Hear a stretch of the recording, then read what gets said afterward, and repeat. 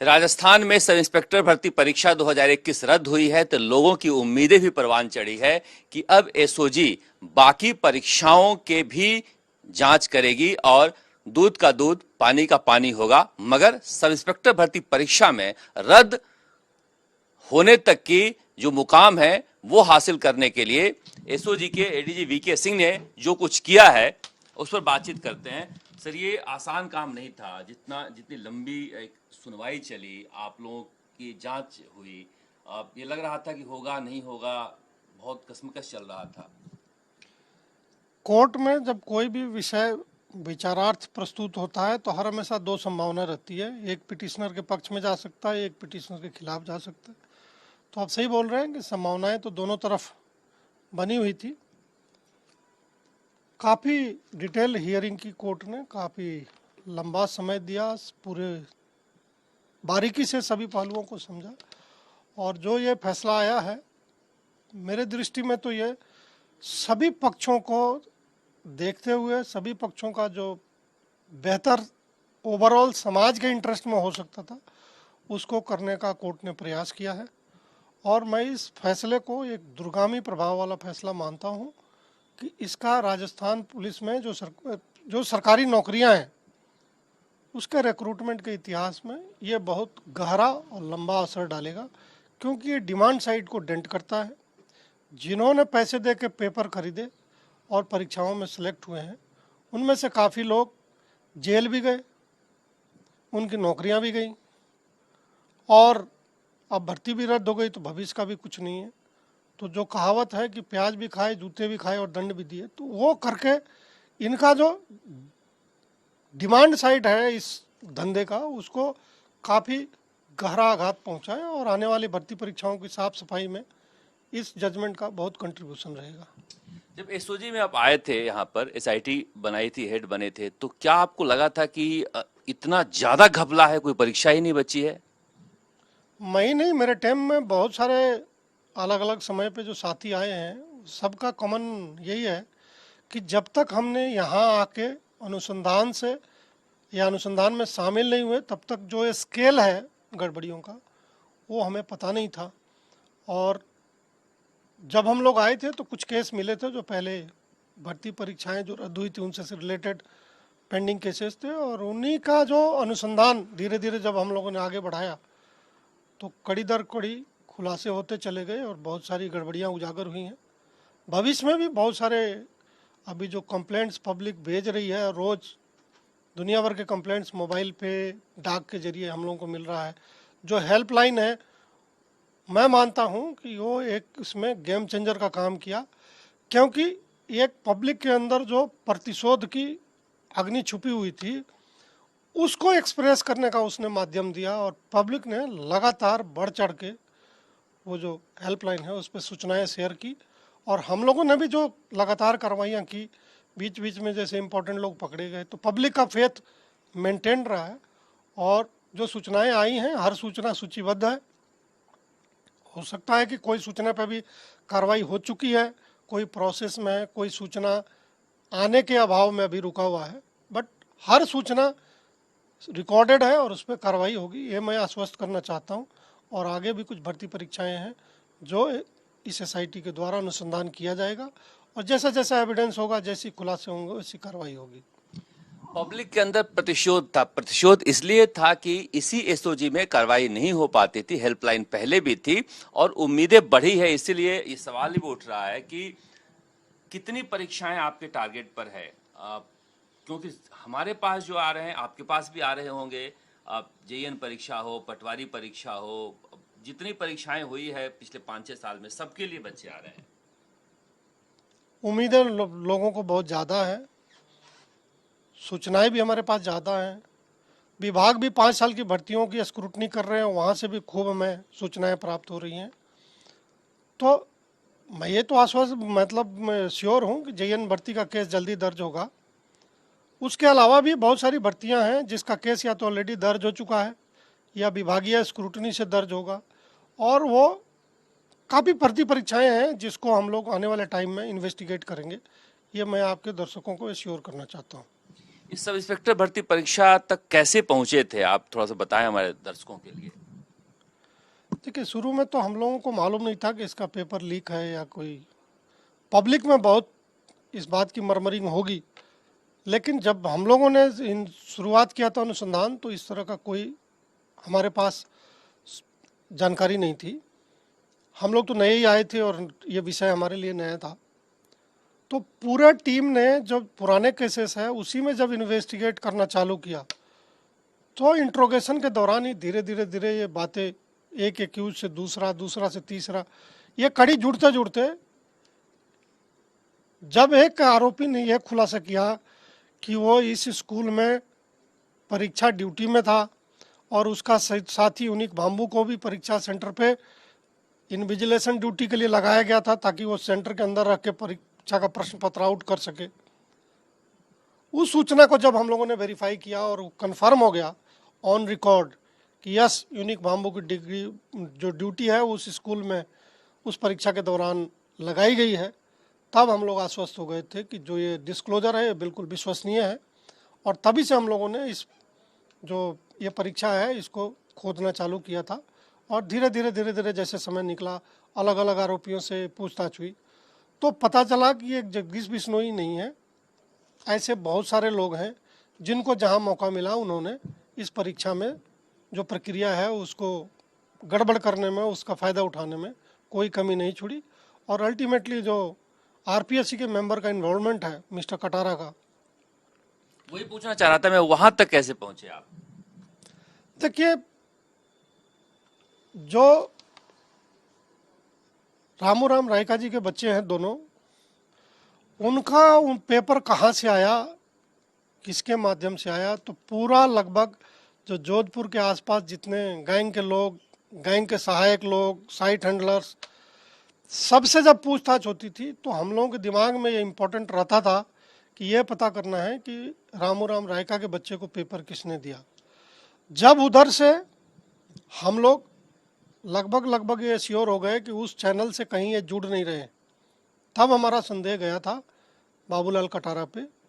और अनुसंधान के दौरान ही ये हिंट मिल गया था कि ये कनेक्शन इनका यहाँ है। ये हिंट मिलने के बाद ही जो रामूराम के बच्चे हैं उनको आरपीएस से हम लोग लेके आए थे। और फिर जब पूछताछ हुई उसमें बच्चों ने इस बात को स्वीकार कर लिया, उन्होंने पूरी प्रक्रिया बता दी थी। फिर रामूराम रायका जी आए, उन्होंने बता दिया था जो हुआ। जब बच्चे और उनको आमने सामने कराया गया तो उन्होंने सारी सच्चाई बाहर आ गई। फिर हम लोग कटारा जी को लाए थे, कटारा ने भी उस बात की पुष्टि की। और धीरे धीरे, लेकिन उस समय भी बाबूलाल कटारा ने पूरी बात नहीं बताई। उस समय तो उसने बताया था कि भाई हमने अलमारी में क्वेश्चन पेपर रखा हुआ था, हमने मोबाइल से फ़ोटो खिंचवा दिया। लेकिन जो बात बाद में सब्सिक्वेंट इन्वेस्टिगेशन में आई है कि वो सच्चाई नहीं है। जब 6 पेपर और सॉल्यूशन के साथ उनके पास आ गए थे, वो जो लूज शीट के रूप में रहता है, हर क्वेश्चन एक A4 साइज पेपर पे रहता है, तो वो लूज शीट वो लेके घर गए थे और अपने भांजे विजय डामोर और जो पंड्या जो दूसरा एक्यूज अरेस्ट हुआ है, इन दोनों ने मिलकर रात भर में उसको कॉपी किया था रजिस्टर में, और उसी की कॉपियाँ हो के अलग अलग आरोपियों तक बटी थी। पंड्या का भी बारे में हमें कोई जानकारी नहीं थी। रेणु कंवर जो अरेस्ट हुई थी पुलिस कांस्टेबल, उसने बताया था कि दादीच से उसने पेपर लिया है। दादीच से पेपर उसने 3-4 दिन पहले वो ले लिया है। और एक जो 3rd रैंकर था सीकर में, शिव सिंह के जरिए उसको पेपर परीक्षा के पहले मिल गया है। ये 2 खुलासे थे जो हमें जगदीश बिश्नोई के मोडस ऑपरेंडी से अलग बता रहे थे, क्योंकि जगदीश बिश्नोई के गैंग से जो पेपर आया था वो परीक्षा के दिन ही पेपर आया था और उस परीक्षा के चंद घंटे पहले आया था। लेकिन रेणु कंवर या शिव सिंह के जरिए जो 3rd रैंकर सेलेक्ट हुआ था, तो उससे लगा कि भाई कोई और भी चैनल है जिससे परीक्षा के पहले ही पेपर निकल गया हो, चाहे प्रेस या कोई कहीं स्टोर हुआ पेपर वहाँ से गायब हुआ, कुछ इस तरह का मतलब ये लग गया था कि ये अलग एक कोई ना कोई चैनल निकल सकता है। तो रेणु कंवर के अरेस्ट होते ही ये पुरुषोत्तम दादीच फरार हो गया था। पुरुषोत्तम दादीच को जब तलाशी हुई लगातार और जब वो अरेस्ट हुआ तो पुरुषोत्तम दादीच ने ये खुलासा किया कि उसने एक तो लाटा से लाया था पेपर, जो लाटा उसके साथ ही AAO है, और लाटा ने फिर पंड्या के बारे में बताया। और पुरुषोत्तम दादीच, लाटा और पंड्या तीनों ने ही अपने परिवार के बच्चों को पढ़ाया था पेपर, अपने रिश्तेदारों को पढ़ाया था। उसके अलावा पैसे के लिए इन्होंने दूसरे को भी पेपर ये बेचा था।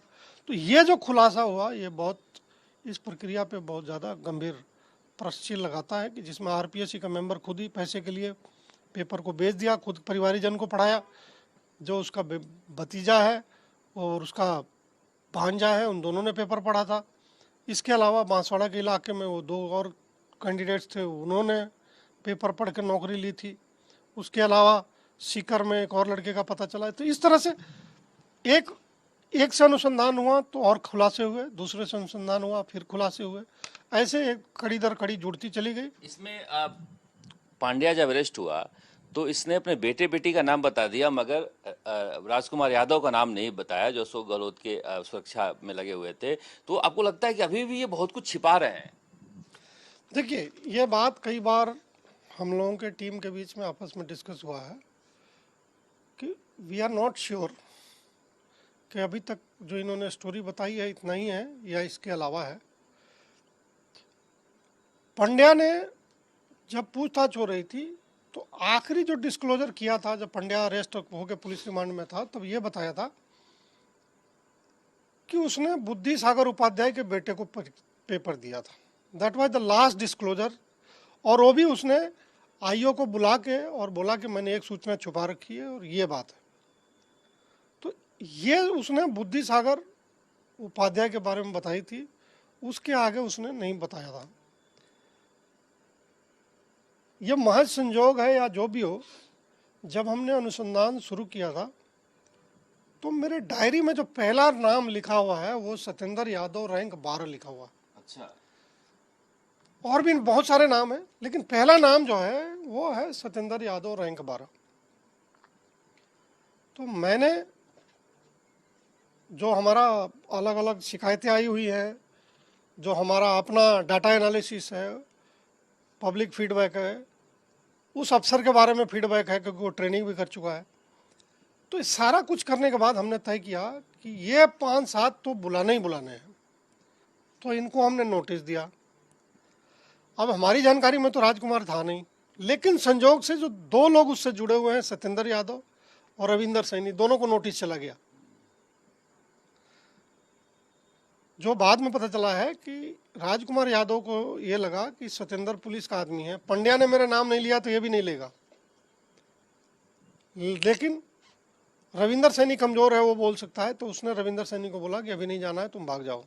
तो रविंदर सैनी फरार हो गया, वो हमारे यहाँ नहीं आया। ये सत्येंद्र यादव आया तो शुरू में इसने कमल यादव का नाम बताया, क्योंकि सबको मालूम है कि कमल यादव की डेथ सर्टिफिकेट बना हुआ है, मरा है या नहीं मरा मुझे मालूम नहीं, लेकिन डेथ सर्टिफिकेट बना हुआ है, तो उसका नाम लेते हैं कि कमल यादव ने दिया। तो हमारे जो अनुसंधानक है उन्होंने थोड़ा परसिस्टेंट रहे इस बारे में, और उन्होंने जो सघन पूछताछ की, और जो पूछताछ की एक पुलिस की ट्रेडिशनल शैली होती है, उसमें उन्होंने कंट्राडिक्शन निकाल के और सत्येंद्र यादव को निरुत्तर कर दिया कि वो झूठ बोल रहा है, वो सच नहीं बोल रहा है। तब उसने ये खुलासा किया कि ये राजकुमार है जो पंड्या से पेपर लाया था, और इसी ने उसको भी और सैनी को भी पेपर पढ़ाया है। उससे खुलासा हुआ राजकुमार का। फिर पता चला कि राजकुमार कोई बहुत अति महत्वपूर्ण ड्यूटी में है। तो जब हमारे पुलिस वाले गए तो घर नहीं खोल रहा था, बेटा उसका पुलिस वालों से संवाद कर रहा था, लेकिन वो घर नहीं खोल रहा था। उसने कि झूठ बोल दिया था कि वो है नहीं। फिर हमारे लोग भी दृढ़ निश्चयी थे, उन्होंने घर को घेरे रखा, लोकल पुलिस को बुलाया। तो करीब 1-1.5 घंटा जद्दोजहद के बाद उसने दरवाज़ा खोला था और फिर वो आया तब उसने कोई बात छुपाई नहीं। उसने वो बात जितनी हमें पता थी उतना सैनी और सत्येंद्र यादव के बारे में ये बात उसने भी बता दिया। एक चीज सब जानना चाहते हैं कि ये बाबूलाल कटारा RPSC में आया कैसे, क्या इसका खुलासा हो पाएगा? देखिए, अभी तो इस पे ज़्यादा प्रकाश नहीं डाला जा सकता, भविष्य का इंतजार करना चाहिए। अच्छा, अब राजस्थान हाई कोर्ट ने जो जजमेंट दिया है उसमें बाकी सदस्यों का भी नाम लिखा है, उसमें मंजू शर्मा का भी नाम है, संगीता का भी नाम है, कि ये भी जो परीक्षा के की जो गोपनीयता है या फिर परीक्षा की सैंक्टिटी है उसको भंग किया है। मेरे ख्याल से वो जो रामू राम रायका का जो इंट्रोगेशन है, वो एक थोड़ा बहुत इस तरफ इंडिकेशन देता है। और बाकी जो पीआईएल में लिस्ट करने की कोशिश उन्होंने निर्देश दिए हैं, उस पर अगर लिस्ट होगा, सुनवाई होगी, तो बाकी चीज़ें उस समय सामने आएंगी। कोर्ट का पूरा जजमेंट भी हमने देखा नहीं है, तो किस बेसिस पे उन्होंने ऐसा कहा है, अभी मैं निश्चय रूप से कुछ कहने की पोजीशन में नहीं हूँ। एक आप लोगों ने जो जांच रिपोर्ट तैयार की है उसमें लिखा है कि मंजू शर्मा को दिया गया आखिरी में हिंदी का प्रश्न पत्र बनाने के लिए उसका कोई प्रोसेस कहीं कुछ भी दर्ज नहीं है। जो रिकॉर्ड पे चूंकि कुछ भी मेंशन नहीं है, और ये सब चीज़ें पास्ट में ट्रेडिशन यही है कि रिकॉर्ड के थ्रू ही होता था सब, तो ये रिकॉर्ड पे नहीं है। उसका एक कारण हो सकता है कि समयाभाव हो, लेकिन रिकॉर्ड पे नहीं है, इसलिए वो चीज़ें जो है वो अगर आप स्टैंडर्ड प्रोसीजर से कंपेयर करिएगा तो जो एसओजी का निष्कर्ष है वही सत्य है। इंटरव्यू में जो 700 बच्चों का 30 नंबर से ज्यादा है, इंटरव्यू का भी एक घपले का हाईकोर्ट ने इंगित किया है। मुझे मालूम नहीं कि हाई कोर्ट ने अपने इस फैसले में लिखा है या नहीं लिखा है, लेकिन हमने जो मार्क्स लेके और जो अपना डाटा एनालिसिस किया है उसमें ये बात सही है कि लगभग 3000 में लगभग 700 लोग हैं जिनका मार्क्स 30 या 30 से ज़्यादा है इंटरव्यू में।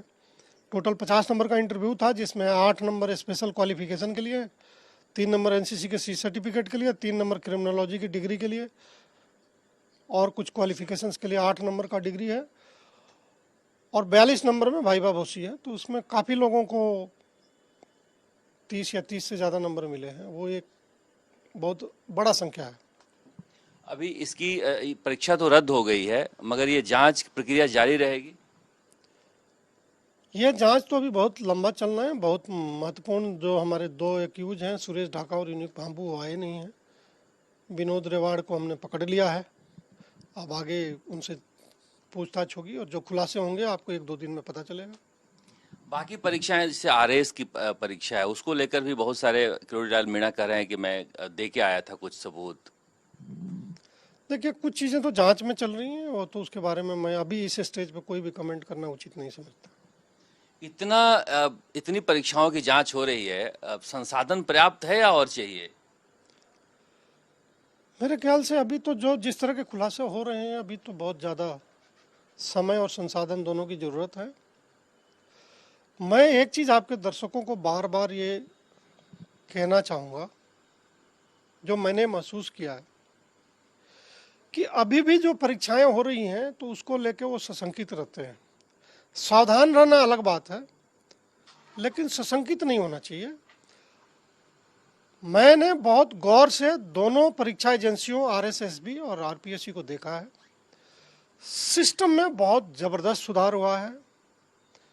उसके अलावा जो लोग दोनों एजेंसियों को हेड कर रहे हैं या जो सचिव की भूमिका में है, चाहे रामनिवास जी हों या मिस्टर बदाल यहाँ हों, उनकी जो सत्यनिष्ठा है वो संदेह के परे है, और वो बहुत प्रयासरत हैं, प्रयास कर रहे हैं कि सारी परीक्षाएं साफ सुथरी हों।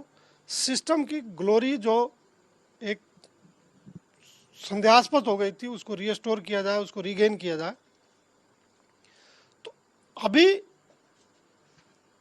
ये बिल्कुल मैं निश्चिंत होकर कह सकता हूं कि अभी जो परीक्षाएं हो रही हैं वो साफ सुथरी हो रही हैं। कोई छोटी मोटी कमियां रह जाती हैं, इसीलिए 7 लेयर में प्रश्न पत्र आते हैं। बक्से के अंदर की सुरक्षा है, बक्से के अंदर लिफाफे की सीलिंग है, लिफाफे के अंदर क्वेश्चन पेपर की सीलिंग है।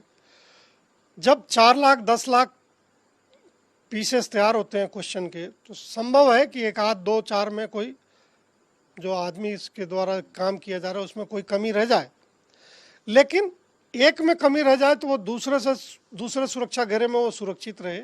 इसका प्रबंध जो परीक्षा एजेंसियों ने कर रखा है तो उस पर संदेह नहीं किया जाना चाहिए। अगर कोई गड़बड़ी मिलती है तो दूसरे तरीके से उसको वेरीफाई किया जा सकता है आसानी से कि प्रश्न पत्र लीक है या नहीं है। तो बहुत सारे मैं देखता हूँ छोटे छोटे जो टीवी चैनल्स हैं या सोशल मीडिया है उस पर लोग ये डालते रहते हैं कि कहीं छोटा मोटा सील 19-20 निकला, या जोधपुर में परीक्षा जो सेंटर सुपरिटेंडेंट और इन्विजिलेटर के बीच में कोई मनमुटाव था तो जाते जाते उसने कुछ नाखून मार दिए लिफाफे पे और ये दिखाने की कोशिश की कि भाई कुछ हंगामा हो या कुछ सीन बने। तो इस सब बातों से उनको सतर्क रहना चाहिए। हाँ, किसी भी परीक्षा सेंटर पे किसी भी इन्विजिलेटर के द्वारा कोई भी करेक्ट आचरण अगर संदेहास्पद है तो कृपया करके हमारी हेल्पलाइन नंबर पे आप सूचित करिए, ताकि अगली परीक्षा में उस पर निगरानी रखी जा सके, उस कमी को दूर कराई जा सके। संदेह मत करिए, लेकिन सूचित जरूर करिए और मन लगा के पढ़ाई करिए। आने वाले टाइम में बहुत सारी परीक्षाएं होने वाली हैं। एक जो क्रेडिट की लड़ाई चल रही है, भजन लाल शर्मा मुख्यमंत्री क्या हस्तक्षेप कभी करते हैं या फ्री हैंड है, उनका पूरा सहयोग है जांच में? देखिए, करने वाले हम लोग हैं, लेकिन हमारी प्राथमिकता सरकार तय करती है और सरकार की प्राथमिकता शुरू से एकदम स्पष्ट है कि इसमें परीक्षा में कहीं किसी तरह की कोई कोताही बर्दाश्त नहीं होगी। ये सरकार की सबसे बड़ी प्राथमिकता है, इसलिए एसआईटी सबसे ज़्यादा इस समस्या पर ध्यान फोकस करेगी। सरकार ने पूरी एजेंसी को स्वतंत्रता दे रखी है। जो जब जिस तरह का लीगल एड चाहिए वो देने के लिए सरकार तैयार है। जिस तरह का कोई सहायता चाहिए परीक्षा के आयोजन में, कोई कहीं वेरिफिकेशन में किसी तरह का कोई आदेश निकालना है, सरकार ने हमसे एक कदम आगे बढ़ के वो कदम उठाए हैं। और मैं मानता हूं कि ये जो कुछ भी सफाई हुआ है उसका श्रेय सरकार को बहुत ज़्यादा जाता है। पब्लिक भी हकदार है क्योंकि उसने टाइम पे बहुत सूचनाएं दी, लेकिन इसको फलीभूत कराने में सरकार की जो एक दृढ़ निश्चयता है या सरकार ने जो डिसीजन लिया है वो बिल्कुल स्पष्ट है। हाँ, इसके कारण हमारे टीम में भी लोगों को बिल्कुल वो निर्भय होकर कार्रवाई करते हैं, वो आश्वस्त हैं कि हमारे पास अगर हम सही कार्रवाई करेंगे तो सरकार हमें सपोर्ट करेगी, कभी हमें नीचा देखने का मौका नहीं मिलेगा। एक आखिरी सवाल, जो दिव्यांग वाली आपने मुहिम शुरू की थी उसमें हेल्थ विभाग ने भी जांच कराई है और उसमें भी बड़ा फर्जीवाड़ा निकला है। कहीं सीएमएचओ का निकला है, कहीं विद्यार्थियों का निकला है, कई तो स्कूल छोड़ के भाग रहे हैं, दफ्तर छोड़ के भाग रहे हैं, कोई आरपीएससी में कह रहा है कि श्रेणी हमारा चेंज कर दीजिए। ये तो हर खुलासे की तरह ये भी एक बड़ा इंटरेस्टिंग खुलासा हुआ है कि इसमें अब टीचर कह रहा है कि मुझे अब आरएएस नहीं बनना है, मैं तो टीचर ही खुश हूँ, क्योंकि उसको खतरा है। आरपीएससी बुला रही है उसको कि भाई तुम इंटरव्यू के पहले अपना मेडिकल कराओ, तो वो सोच रहा है कि मैं मेडिकल कराने गया तो मैं जिस नौकरी पे हूँ वो भी जा सकती है, तो वो इससे बच नहीं सकता। अगर कोई आरपीएससी बुला रही है या कोई विभाग बुला रहा है और वो मेडिकल के लिए नहीं जा रहा है तो वो बचेगा नहीं कोई भी आदमी, क्योंकि 5 साल की भर्तियों की स्क्रूटनी हो रही है, वो ख़त्म होगा, सरकार उसके पीछे की भर्तियों की स्क्रूटनी चालू करेगी। और ये फिजिकल हैंडीकैप की श्रेणी तो ऐसी है जो कभी भी वेरीफाई हो सकती है।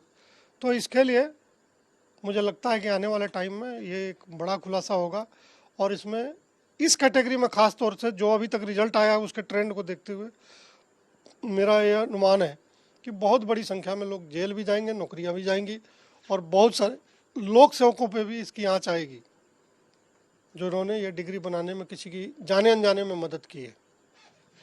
दरअसल धन्यवाद आप बातचीत करने के लिए। दरअसल पिछले 15 सालों में ये स्थिति बन गई थी कि राजस्थान में किसी भी पेपर लीक की घटना की जांच नहीं होती थी और जिस तरह से सारी परीक्षाएं, कमोबेश सारी परीक्षाएं संदिग्ध रही, पेपर लीक के शिकार रही। सबसे ज्यादा राजस्थान की जनसंख्या बनस्पत बिहार उत्तर प्रदेश से कम होने के बावजूद सबसे ज्यादा बेरोजगार 5-10 सालों में राजस्थान में प्रदर्शन किए हैं, तो इसकी बड़ी वजह थी कहीं सुनवाई नहीं हो रही थी। अब ये सुनवाई शुरू हुई है तो उम्मीदें भी बढ़ी है और एसओजी से लोग चाह रहे हैं, जो परीक्षार्थी हैं खास करके, कि पिछली सारी परीक्षाओं की जांच की जाए।